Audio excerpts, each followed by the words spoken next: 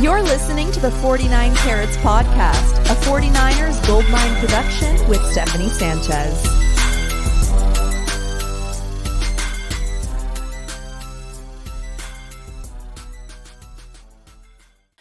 What's going on, everyone? Welcome to another edition of the 49 Carats podcast. I'm your host, Steph. It is Friday, August 11th, and the 49ers just wrapped up their second joint practice with the Las Vegas Raiders ahead of their preseason game on Sunday. Joining me today to talk all about it, someone who attended both practices and provided some great live updates from his Twitter, Josh Harper. Josh, how you doing today? How's it going, Steph? I'm doing pretty good. Can't complain at all.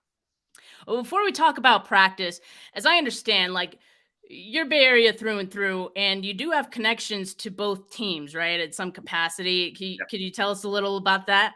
So my brother is a coach on the Niners. My dad played for the 49ers, has a Super Bowl ring. So we were definitely born into the red and gold. And then my sister actually works for the Raiders as well. I had a chance to coach under John Gruden, and then I was in training camp with the Raiders as well. So I got connections on both sides. I'm sure family reunions are pretty interesting. Oh, yeah. Maybe not so much now that they're in Vegas, but I'm sure in the past it got a little chippy. I would definitely say that the majority are Niner fans for sure. Okay. Yeah. Okay. Well, look, I'm happy to have you on, and I'm definitely looking forward to your perspective. And these two practices, you've been a huge resource to us fans who aren't there and, quite frankly, thirsty for updates. And so you're the real MVP for that, because I know how far they have you watching these practices. And so we appreciate it. Make sure you guys follow Josh on Twitter at jharp2. Also, I know you have a regular show with CG Ruthless on YouTube called The Ruthless and Harp Show. So make sure you guys check that out. Subscribe to CG as well. Look, let's get to day two. It sounds like Ayuk, Huff, Tay Martin, they had some flashes here and there in one-on-ones. But, I'm kind of curious how the offensive line is doing, because it seems like the Raiders defense has just kind of had their way with the 49ers offense. Is that kind of accurate? Yeah, unfortunately, I would definitely say that's pretty accurate. The second unit was looking a little more out of sort than the first team unit.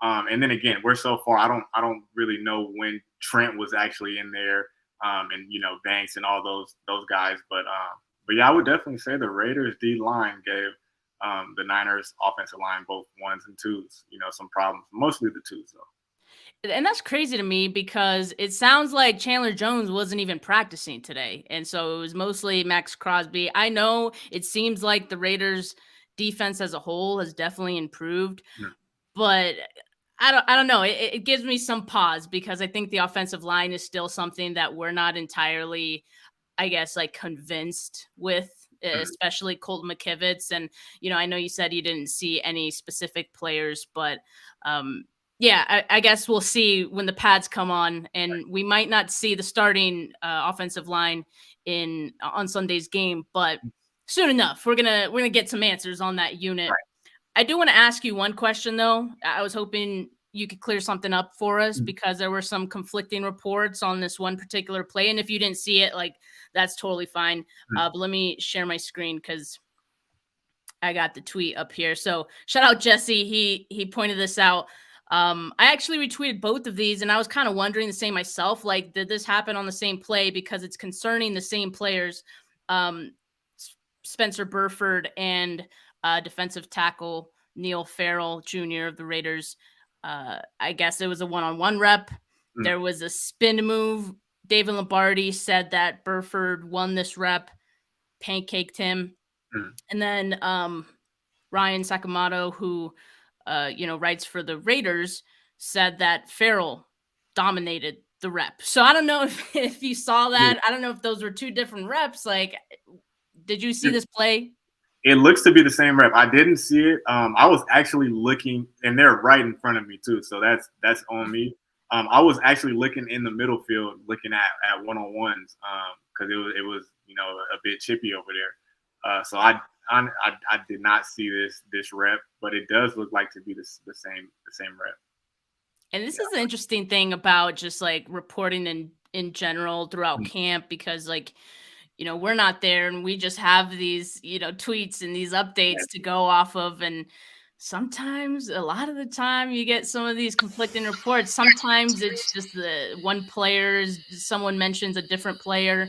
But in this case, it's like someone said it was a win, someone said it was a loss. I don't know. But yeah, it seems like it was the same rep at least. So we'll just have to trust who you want to trust on that one. Thank you for providing that insight. And I know how it is during one-on-ones. There's a lot going on, so you can't exactly catch everything. But the Raiders offense, by all accounts, it seems they had their way against the 49ers defense. And I just want to know, because this is the second day that this has happened, what's the deal? Like, how much of this do you think has to do with the edge depth being so thin? Because Nick Bosa's not out there. Drake Jackson isn't out there. I got to imagine like that has something to do with it. It's not that big of an excuse, but still, do you see like they're having trouble getting pressure? Yeah, so I would say a combination of both. So that Raiders offense, they're getting the ball out too. Like when they're getting it out quick. You know how Jimmy Garoppolo is. He's making his first read. But he's also having enough time to, he had a couple of nice throws over the middle as well. So they were just like a fine-tuned machine. They were connecting on all cylinders, if you ask me, and that's both days. More so this day, they were just driving up and down the field. And granted, I know the Niners are missing a lot of their first-team defense. Bosa, like he's the MVP, right? You're gonna look different without Bosa, and Greenlaw as well. They're missing Greenlaw. So yeah, I think it's a combination of all those things. But if you ask me, the Raiders offense, looked pretty good throughout these two practices, and they were missing Devontae Adams for the majority of the practice. So both teams are missing players, but the Raiders still look pretty good. Yeah, and what concerned me is that it was all their units. I think I can understand Jimmy Garoppolo having some success. I mean, he's played against a lot of these guys, most of these guys. But like even Aiden O'Connell was, having some success. And I know you said like he looks pretty nice. So maybe that's not too surprising, but maybe that's a concern for me, that it seemed like all of their units were doing well. And I was hoping that with day one, kind of, I would say the Raiders probably won day one, just based on some of the reports that I saw. I was really hoping the 49ers would, probably do a better job in day two, but I guess it didn't really seem that way. Yeah, I would definitely say so. Day one, it was a bit closer. But day two, it was just like every single team on the Raiders, they were moving the ball up and down the field. I mean, of course, the Niners, you were having your spurts here and there, a nice Brock Purdy throw here and there. But I would definitely say the Raiders offense and defense definitely had their way with the Niners O and D. They look pretty good, and I know it's practice, but they did look pretty good, honestly. Well, let's talk about Brock Purdy. We've held it off this long, almost 10 minutes. He continues to operate the first team offense. He was, I don't think I wrote it down right. Sorry, I didn't get his stats. I wrote it down wrong, so I'm just going to ignore that. No, he had a fair showing of nice plays, though, it sounded like, and he continued to have his share of interceptions, though. And that's the one that I think people are going to pay the most attention to. And I think it's for legit reason at this point, because there's kind of a theme now throughout camp. And, in these last 2 days, he's thrown a bit of interceptions and some near picks as well. So I want to know, like, is this just the Raiders defense being legit? Because we know the 49ers defense is also legit. Do you notice that there's any theme with these interceptions? Like, is he trying to squeeze the ball into tight windows? Is he taking some risks that maybe he wouldn't in games? Is he missing defenders completely? Like, what are you seeing that's a theme with these interceptions? I would say a mixture of everything. There were some tight window throws that were intercepted, but then there were some tip picks. I mean, I know the stat still goes to the quarterback, so we have to count it, right? But yeah, there were some tip picks, and then mostly trying to squeeze it in. And I'm not sure if that's due to arm strength, him not being fully healthy. I'm not sure if he is or not. But yeah, it's concerning. If we didn't see, the Brock of last year in games ball out like that, I think we would be more on alert. But we have to see. He's shaking off rust. We saw what he did in the games. But me as a fan, I think I'm still concerned because he's still a young player. He was a rookie last year. We've seen quarterbacks do great in stretches and then eventually fall off. And I'm not saying that's Brock Purdy, but it is something to keep an eye on and to be concerned about.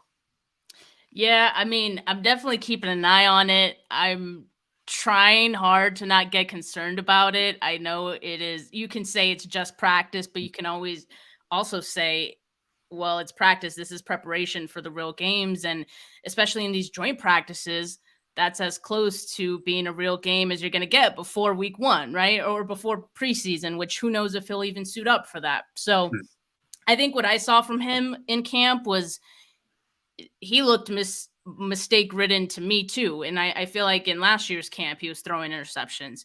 And I think it's because he does take risks. Maybe, you talk about the tight window throws. That's one of the things that Kyle Shanahan said he liked about him, right? He takes risks, all these things. And clearly they liked him.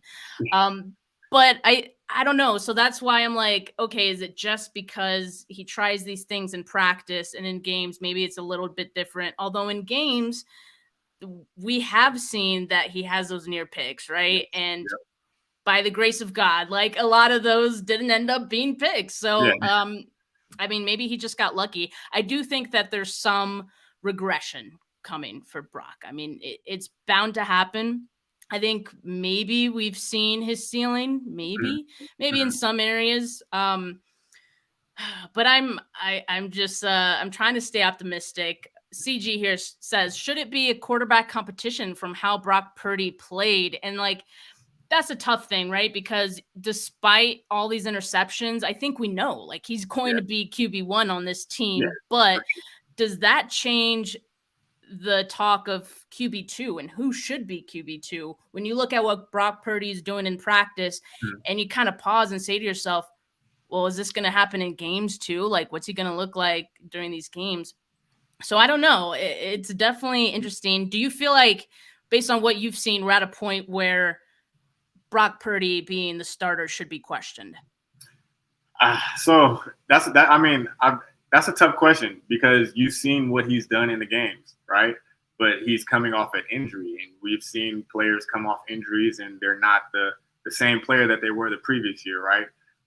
But the Niners see enough to name them the quarterback, and that's what it is. But if it was up to me, I would definitely have that quarterback competition. Now, that means the quarterback has to take his job, right? And if it's neck and neck, I'm still going with Purdy and letting him start off the year just based off of what he did last year. And again, I haven't seen all of the practices, but I would say Trey Lance has been the better quarterback, but I wouldn't put him way above everybody else. So, that's why I would still go with Purdy just to, Yeah. And I think that's fair, right? And so I understand the concern from people saying these interceptions are an issue, it should be a competition at QB1, but I don't think that's going to happen based on practices. I don't. We've seen Jimmy Garoppolo throw 5 interceptions in a practice, and he was a starter, and they went to the Super Bowl that year. I know that not every situation is the same, but I'm just saying I don't think this is going to make the 49ers panic. And so it did sound like Purdy got a lot of snaps today. He had 39 to Lance's 5 and Darnold's 4. Definitely more than the usual for Brock, which makes sense because he's unlikely to suit up for Sunday. But let's talk about this QB2 competition because it's between Lance or Darnold, just like the 49ers listed in their unofficial depth chart. And I thought in camp, neither guy really pulled away enough to make that decision really clear cut. So I was really hoping that these joint practices would give us a better idea and one guy would eventually like pull away, especially once we start talking about these preseason games and once we get to that. Through these 2 practices, what have you come away with? So through the 2 practices, I definitely feel that Trey Lance is winning the 2 competition. Now, I don't know just from I do read like all the other content creators and what's going on in Santa Clara at those practices. But just seeing what Trey Lance did yesterday, I thought he did really good yesterday. He had a few, actually he had a lot of drops that were very nice passes. And Darnold didn't get that many attempts, but when he did, it was more like being safe with the ball and not wanting to make a mistake, which is completely opposite of Purdy and Trey Lance. But me personally, I think Trey Lance is winning that QB2 position. He looks like he has the highest potential, and he's actually played better through these 2 practices, in my opinion, from what I was able to see. So I think Trey Lance has the inside on the win for the QB2 position. I think so too, and I think like I did kind of see the same thing about Darnold, that he does kind of hit the safe throws sometimes, or the first read when it's there. Look, based on this, do you have any guesses on who will start on Sunday? My guess is Trey Lance, and that's totally a guess. So the way I look at it, Trey Lance had the majority of the reps yesterday with the 2s. Darnold had the majority of the reps today with the 2s, and Trey Lance did way more with his reps than Darnold did. Now, don't get me wrong, Darnold had a nice throw over the middle. I forget who it was to, but it was like a 15-yard in route, and it was a really nice throw, and that was one of the biggest throws I've seen him throw, over these 2 days. So my guess is Trey Lance. He's had the better day out of the 2 days that they had the majority of the reps, and I think he'll start on Sunday for sure. Okay, I hope so, and I hope he gets like a half. Like that would be awesome for him, and to get a good look at him. I know at one point you said that Trey Lance took a very long break, like in between. Well, he didn't take the break. That's just how they were rotating the reps after he threw an interception. And I guess through all units and through both 7-on-7 and 11-on-11 sessions, all the 49ers quarterbacks were responsible for, I think, 7 total interceptions based on what I saw someone report. And it seems like there could have been more. As we mentioned, there were a couple of near picks from Purdy. Did you keep track of how many touchdowns each quarterback had? No, I didn't keep track, but I know in the red zone period, Purdy threw a couple touchdowns and ran for one. But I don't know if Trey Lance even had red zone reps. I'm not sure he had red zone reps. Okay.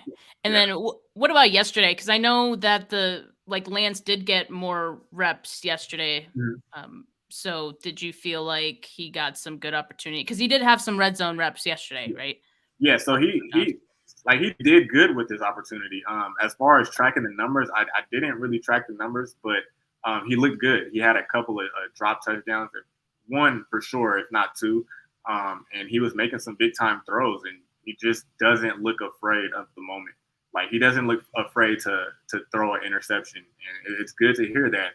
He hasn't thrown many interceptions in this camp. I know he threw one in the joint practices that I was at, but it sounds like he hasn't been throwing many interceptions in camp. So it sounds like Duke Shelley is a dog. Like he's gotten interceptions 2 days in a row for the Raiders.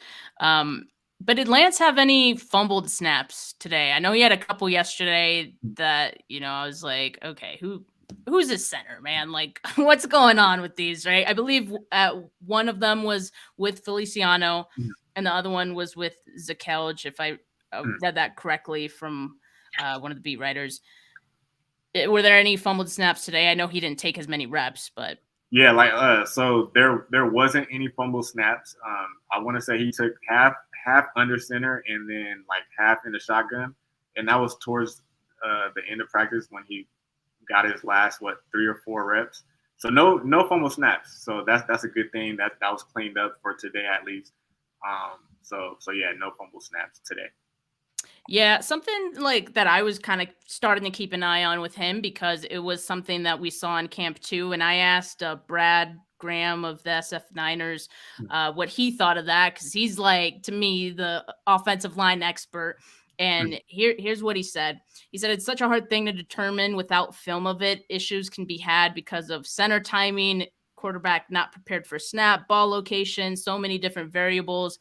I would see the chance for mistakes to happen go up with new centers and when you're rotating new guys in, which there's a lot of that happening right now, especially with Darnold and Lance rotating the second team reps, right? Right. So it's you're almost always going with a new or a different center than the day prior, maybe, and so that could maybe lead to some issues. But I guess there's no way of really knowing whether it's a Lance or the center, but just something that could commonly happen when there's new guys in there. One Right. question I have: did Latu have any drops today? Latu did not have any drops, but he kind of got stood up on the sideline one of the reps. I remember I was like, man, he's big and lower that shoulder. Come on, give me some pop. But he did get stood up on the sideline one of the reps. No drops in my book though. No drops. Okay, that's good. I mean, yeah, Latu. I have beef with Latu right now. I hope he hits the jug machine, but yeah, I mean, I was just checking for research purposes. We found out yesterday that Ray McCloud is going to be out 2 months with a broken wrist. I've been curious about who could step into that return man role. Who did you see returning punts today? So I saw Ronnie Bell and Willie Snead returning punts, and then Ronnie Bell was also returning kicks, and there was somebody else back there. He had his jersey up, so I couldn't see his jersey number. But yeah, it looks like Ronnie Bells has the inside track on, at least starting the year, as the punt return, kick return guy. So, it's up to him to see what he's going to do with it, right? So as long as he just needs to take care of the ball. We don't need any turnovers, anything like that. Just take care of the ball, and Ray McCloud will be back. We definitely don't take McCloud for granted, and I hope we don't get into a situation where hopefully Ronnie Bell or whoever is the return man in the meantime can step up and not make us miss McCloud too much, even though we will. Let's get to some of these comments, though. I know some of you have questions. I appreciate all of these. Ronnie asks, Steph, who would take the first team reps at running back on Sunday?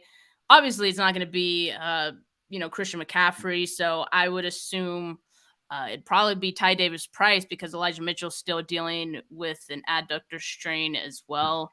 So probably TDP. And that reminds me, I haven't really heard too much about the running backs in these last 2 practices. Have you seen anything from them? Yeah, not really. I mean, I guess it's because, all the Niner fans are just solely focused on the quarterback position. So, I wanted to get the quarterback stats out there. But not from the running backs. I mean, Christian McCaffrey always flashed.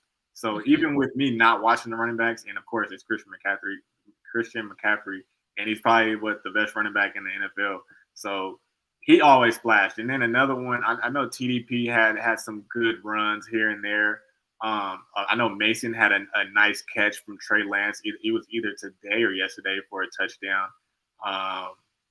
So yeah, I would say it's out of TDP and Jordan Mason to, like you said, to start Yeah, and I'm excited to see those guys because they've been looking good in camp, especially TDP. He looks way different than he did last year, so hopefully he has we'll probably get a lot of reps from him on Sunday, I would imagine. But let's see. I'm excited to see both those dudes. Yeah. We had another question about the running back. So I guess people are also curious about the running backs. T-Man 27 asks, any running backs that flash besides CMC? Yeah, Zamir White, I heard from the Raiders was doing well. For those of us that play fantasy football, I know this is a 49ers podcast, but I mean, what'd you see out of Zamir White? Sounds like he had a good day. Oh yeah, he had a good day. I feel like every time he was touching it, it was positive yards, whether it was a five, like, and not just 2, 3 yards. It was either a 5 yard pop, and maybe he'll break one down the sideline. Again, all the reps weren't live, but you can see he was gaining a lot of yards with every touch that he had. And again, go back to CMC, him too. Every time he was touching it, it looked like he was going somewhere with the ball. And I'm excited. He might. We were just talking about fantasy football, right? He might go one in a lot of drafts. So, and he looks the part. So. Wow. All right. Remember that name then, people. Samir White for the Raiders. Axel, you had a question. Out of all QBs or just Darnold? I'm assuming that question was within context of something we were talking about at the time. So if you can reword it so I know what exactly you were asking, we can answer that for you. Let's see. T-Man says, my guess is Trey first quarter, Sam second quarter, and Brandon the whole second half. It's crazy. We haven't seen any Brandon Allen. I guess it's not so crazy. I mean, he's the fourth guy. But I mean, I guess he's not really part of this competition. Is he number 4? Is he number 4? He's number 4, yeah. Okay, so I only seen him warming up. Didn't really see him in any action. So that makes me feel like we'll get a combination of Trey in the first half, Sam in the second half, and again, first half, second half. Maybe giving Brandon the fourth quarter. I don't know. We'll see. I think they're gonna play a lot more than just a quarter. Yeah, I hope so. Like I hope Trey gets at least a half. Like, and I think he needs it. One thing I wanted to ask you that I didn't think of before.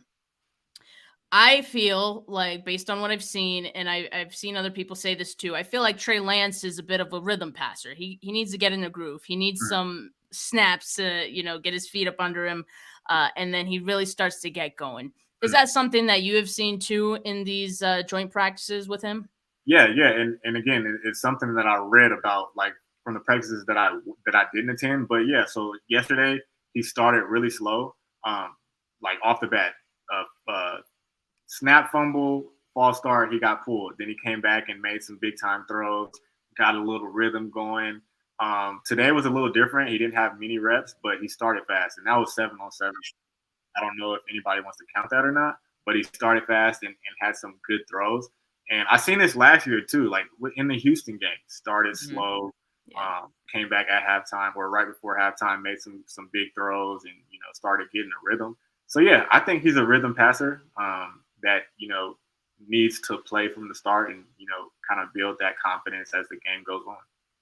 I almost wonder if you mentioned that yesterday he had a slow start and then they pulled him. And then today, after the interception, he had a really long break. Do you feel like they're maybe trying to test that a little bit and see how he does after longer breaks and see if he could get going quicker? You know what? That's not far off. I wouldn't say that. I mean, I don't know personally, but coaches do that. They want to test you, see how you respond. I don't think today was that case, because I think that's just how the rotation was going. He threw the pick and then the period was over and Sam Darnold got the majority of the reps. But yesterday, I think that could be, them testing, his mental and how he's going to bounce back from it. And if we're going off of yesterday, he bounced back really well, from getting pulled after the false start. That's good. I mean, that's a positive sign. But yeah, that's why I want to see him handle a full half. I want to see what that looks like. I want him to start off, rolling on all cylinders, right? D'Angelo Evans says, per Shanahan, Lance will start Sunday. That's why he didn't play today. I guess Shanahan did speak after practice today at some point. So thank you, D'Angelo, for the update. That is great news. And hopefully the 49ers aren't just trying to showcase Lance, because to me, that would be a waste and that would, really kind of piss me off. Is there any part of you that does feel that way? Because I know, like, they're Vic Tarfer, Raiders beat writer from The Athletic, he said he thinks Darnold already has like the QB2 spot pretty much. And I don't know if that's just from him speaking to people or is that just his opinion? I don't know. It seems like we just keep hearing about Darnold having the QB spot besides, or despite hearing that Trey Lance has been, outperforming Sam Darnold, especially as of late, it seems. So why do you think that is? Like that we I keep don't bringing that? I don't know why people keep bringing that up. It's not like we don't have a superstar in front of him, at least yet. We don't have a superstar in front of him, so why try to rush him out, by trade? Because if he goes somewhere else and he becomes who they drafted him to be, that's not going to be good at all. And then it would alleviate some of the pain if Purdy does become, the next big thing. But what if he doesn't become the next big thing? So I think all the trade talk around Trey Lance is just smoke and mirrors. I don't think he's going to get traded at all. And I think he'll start the season as the number 2 quarterback. And depending on how Purdy does, he'll finish that way, or he'll get another chance. The Niners have a bad problem with quarterback injuries over these past couple of years. So, he's staying. He's staying. He has to. He has to, right? Like he has to. Like you can't look at this room and be like, yeah, let's just ship him off. Right. Again, especially if Brock Purdy's throwing these interceptions. I know like we're not at the panic level with those quite yet, but still, I mean, it has to give you some pause, Alan Stiles, who is a host on 95.7 The Game, he had a really great thing to say earlier that I think hit the nail on the head.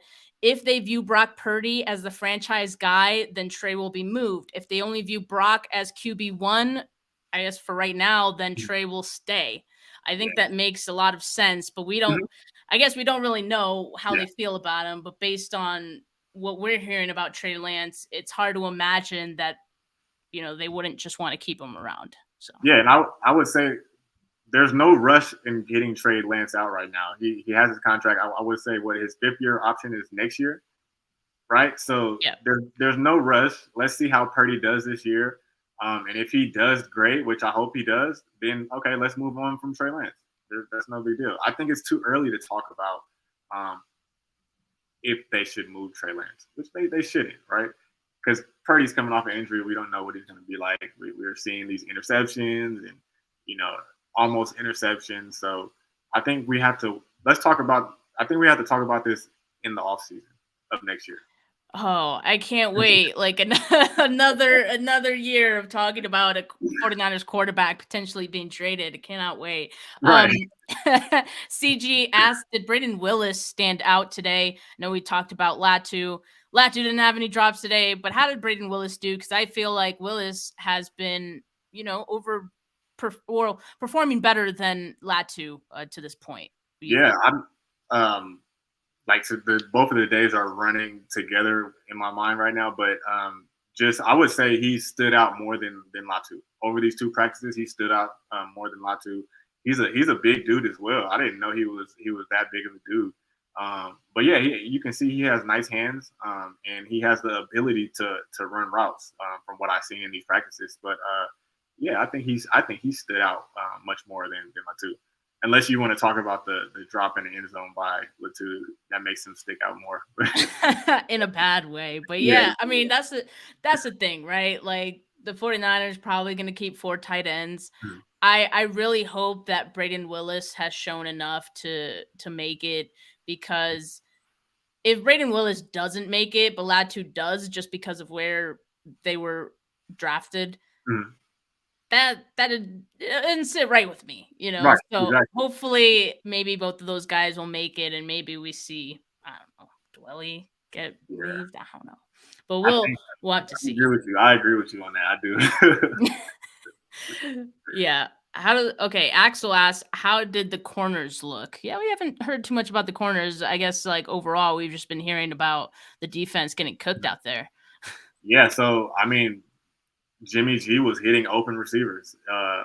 So I mean, that should tell you that much. I would say, and then again, I know O'Connell, number 4 on the Raiders, went against the number 1 defense as well, and he was still moving the ball through the air and through the ground. So I mean, that I guess that will tell you how the corners were looking.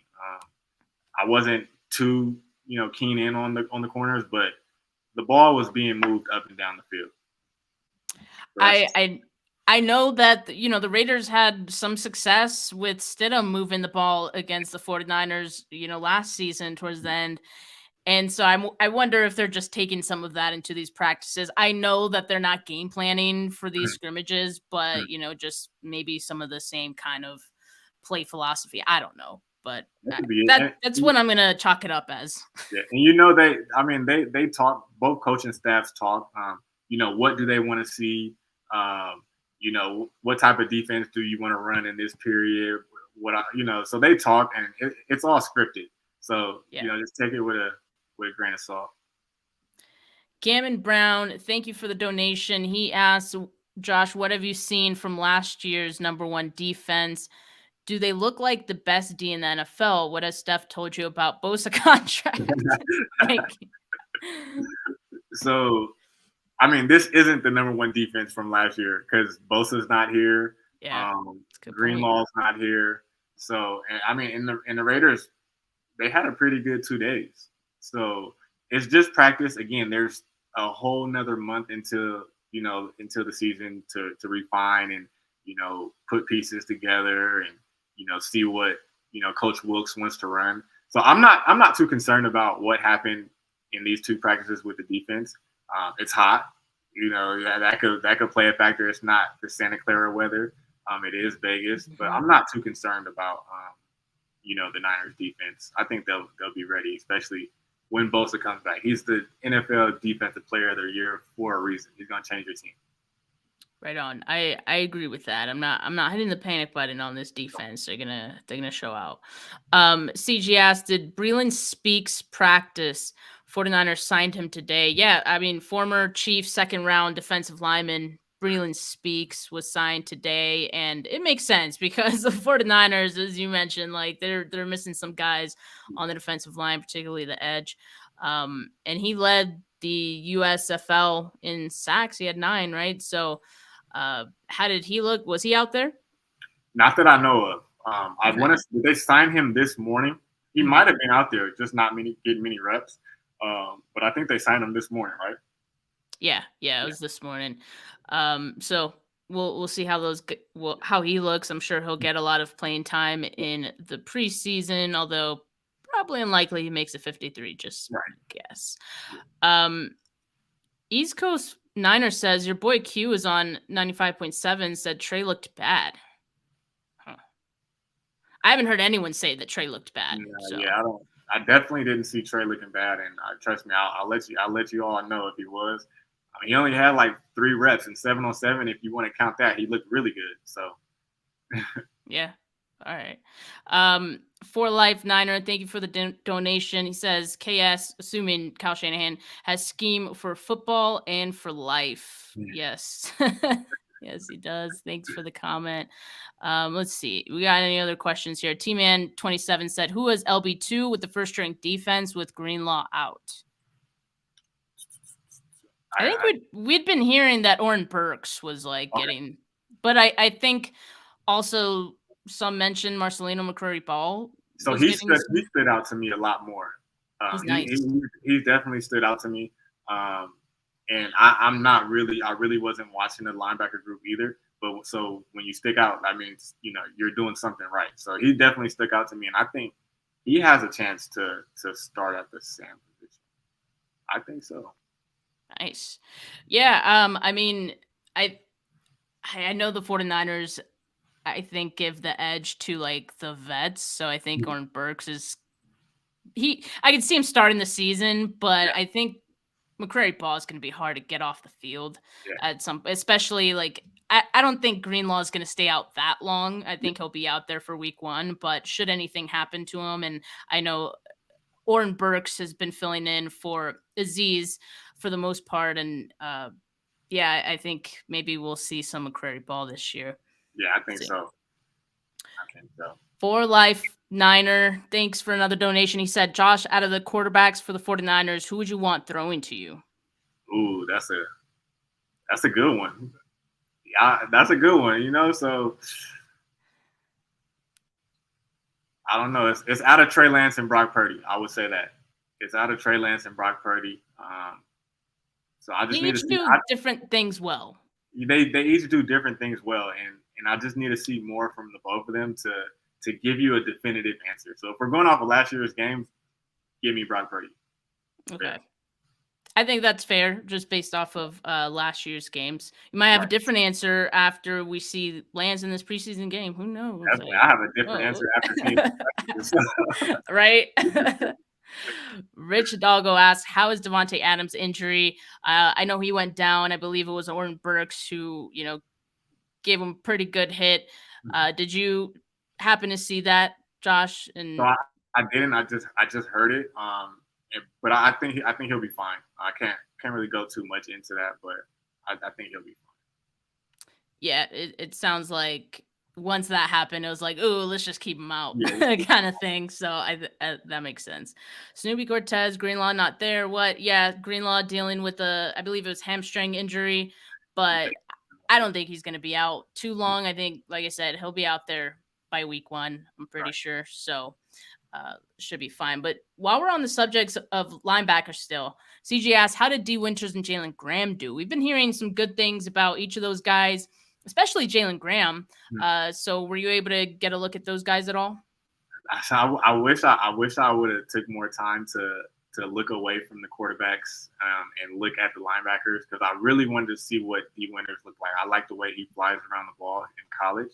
And Jalen Graham just looks like a monster out there. So I didn't see much, and I don't want to give a bad assessment on either one of them. So, I don't think I've seen much out of both of them.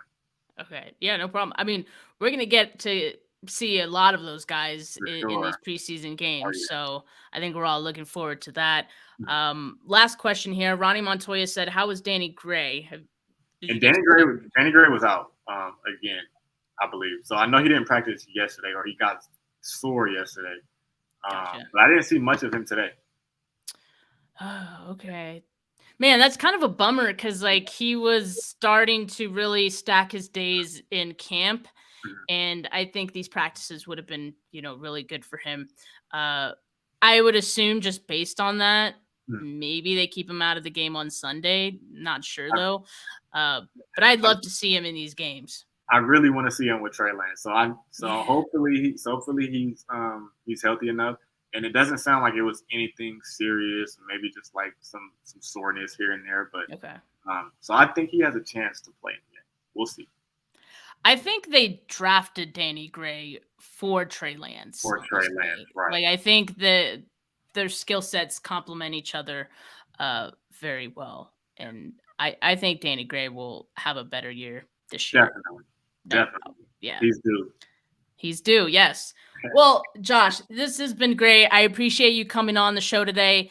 Very much looking forward to the game on Sunday. Will you be at the game too? Yep. So I'll definitely be there, and I'll definitely look at all the positions this time. All right.